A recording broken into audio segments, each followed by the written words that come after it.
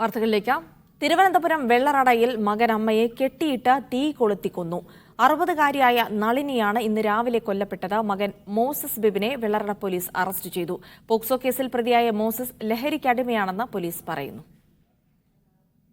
വർഷങ്ങളായി അമ്മയും മകനും മാത്രം താമസിച്ചിരുന്ന വീട്ടിലാണ് നാടിനെ നടുക്കിയ കൊലപാതകം അരങ്ങേറുന്നത്. കാലുകൾ ബന്ധിച്ച നിലയിലായിരുന്നു നളിനിയുടെ മൃതദേഹം കണ്ടെത്തിയത്. കാലുകൾ ഒഴികെ ബാക്കി ശരീരം പൂർണ്ണമായും കത്തിക്കരിഞ്ഞു. ഇന്ന് രാവിലെ നളിനിയുടെ ഇളയ മകൻ ജെയിൻ ജേക്കബ് പ്രഭാത ഭക്ഷണവുമായി എത്തിയപ്പോഴായിരുന്നു സംഭവം അറിഞ്ഞത്. വീട്ടിനുള്ളിൽ നിന്ന് തീ കത്തുന്നത് കണ്ടെങ്കിലും വീടിന് മുന്നിൽ വെട്ടുകത്തിയുമായി നിന്ന മോസസ് ഉള്ളിലേക്ക് ആരെയും കടത്തിവിട്ടില്ല.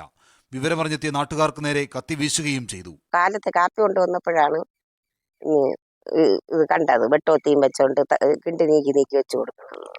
തുടർന്ന് വെള്ളറട പോലീസ് എത്തിയാണ് വീട്ടിനുള്ളിൽ കടന്നതും തീയണച്ചതും. ശേഷം മോസസിനെ കസ്റ്റഡിയിലുമെടുത്തു. 9 വർഷം മുമ്പ് ഭർത്താവ് പൊന്നുമണി മരിച്ചതോടെ മകൻ മോസസിനും മോസസിന്റെ ഭാര്യയ്ക്കുമൊപ്പമായിരുന്നു നളിനിയുടെ താമസം. എന്നാൽ പ്രായപൂർത്തിയാകാത്ത പെൺകുട്ടിയെ പീഡിപ്പിക്കാൻ ശ്രമിച്ചതിന് മോസസ് അറസ്റ്റിലായതോടെ ഭാര്യ വീട് വിട്ടു. കഞ്ചാവും മയക്കുമരുന്നും ഉൾപ്പെടെയുള്ള ലഹരി വസ്തുക്കൾ ഉപയോഗിച്ചിരുന്ന മോസസ് പോലീസ് പട്ടികയിലെ സ്ഥിരം കുറ്റവാളി കൂടിയായിരുന്നു. ലഹരി ഉപയോഗമാണ് കുറ്റകൃത്യത്തിന് കാരണമെന്നാണ് പോലീസിന്റെ പ്രാഥമിക നിഗമനം.